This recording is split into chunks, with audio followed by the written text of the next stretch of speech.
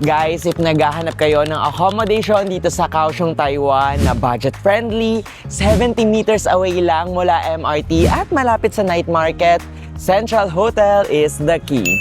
All types of room nila, I can say budget-friendly. And if solo traveler ka, perfect na sa'yo tong single room. Kasi tingnan nyo, may double bed, may workspace, free bottled water, hair dryer, hangers, at television. Super spacious din ng bathroom. Plus may towels, bath gel, at shampoo na. Super straightforward lang ng setup ng room. Simple but comfy, kaya goods na goods to sa akin. From the hotel entrance, papakita ko sa inyo kung gaano siya kalapit. Literally 70 meters lang from Formosa Boulevard MRT station. Ay guys, promise, dahil sa sobrang convenient ng location, naging seamless ang pag-explore namin ng Kaohsiung. Malapit din siya sa Liaohe Night Market, so hindi nyo na problema ang kainan. I booked this through Agoda for less than 1,500.